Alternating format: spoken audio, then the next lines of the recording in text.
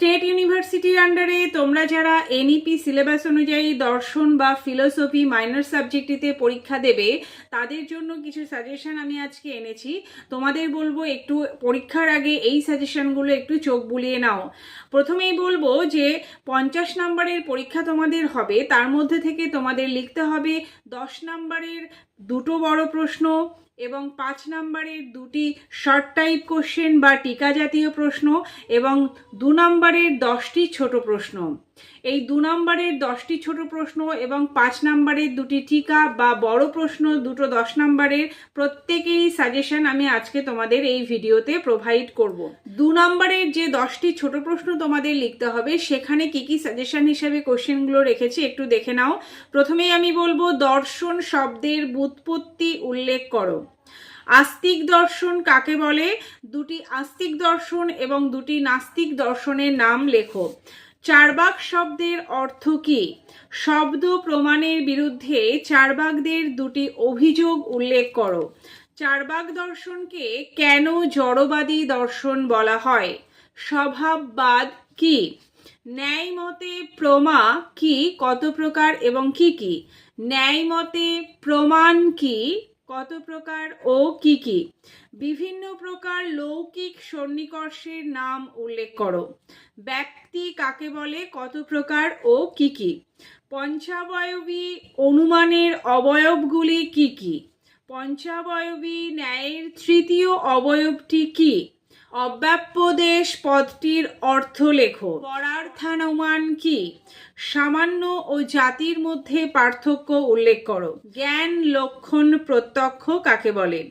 বিশেষত্ব জাতি নয় কেন? ন্যায় সূত্র ও বৈশেষিক সূত্রের প্রণেতা কারা? নীল রঙের ঘট প্রত্যক্ষে কোন ধরনের সন্নিকর্ষ হয়েছে?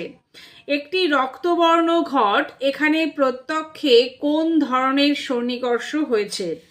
রাম দয়ালু ব্যক্তি যেহেতু তিনি রাজা।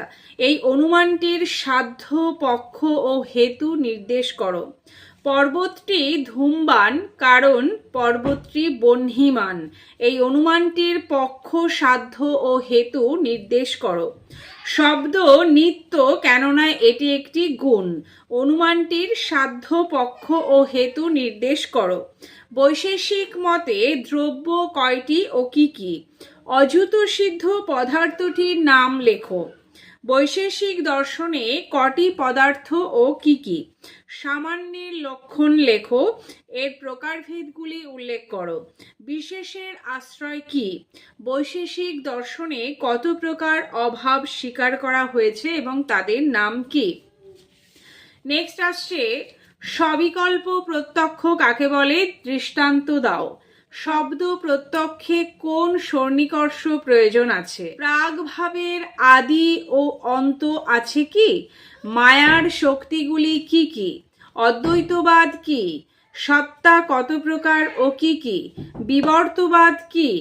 অনির্বচনীয় শব্দটির অর্থ কি? শঙ্করের মতে ব্রহ্ম ও জীবের সম্পদ কি? শঙ্করের মতে জগৎ কোন অর্থে মিথ্যা? অদ্বৈতবাদে ব্রহ্মের কত প্রকার লক্ষণ স্বীকৃত হয়েছে? তাদের নাম উল্লেখ করো। এই কটা কোশ্চেন তোমরা শর্ট কোশ্চেন হিসাবে 2 নম্বরের প্রশ্ন হিসাবে অবশ্যই পরীক্ষার আগে দেখে যাবে। ভালো রেজাল্ট করতে হলে তোমাকে সাজেশন অনুযায়ী সব প্রশ্নের অ্যান্সার অবশ্যই করে যেতে হবে। এবার আসবো টিকা বা শর্ট টাইপ কোশ্চেন। তোমাদের লিখতে হবে 5 নম্বরের দুটো। সেখানে কি কি সাজেশন হিসাবে রেখেছি একটু দেখে নাও। প্রথমে রয়েছে চার্বাক মতে ভূত চৈতন্যবাদ সম্পর্কে আলোচনা করো। চার্বাকরা অনুমানকে প্রমাণ বলে স্বীকার করে না কেন? ন্যায় মতে সবিকল্প ও নির্বিকল্প প্রত্যক্ষের মধ্যে পার্থক্য উল্লেখ করো। ন্যায় মতে প্রত্যক্ষের লক্ষণ ব্যাখ্যা করো। বৈশেষিক মতে অভাব কত প্রকার ও কি কি তা সংক্ষেপে আলোচনা করো। সংযোগ ও সমবায়ের মধ্যে পার্থক্য কি? অদ্বৈত মতে ব্রহ্মের স্বরূপ আলোচনা করো।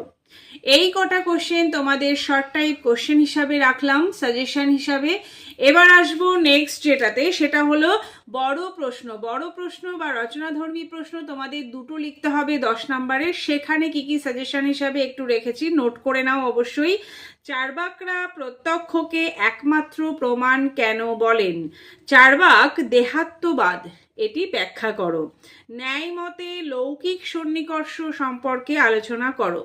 বৈশেষিক মতে সামান্য পদার্থটি আলোচনা করো।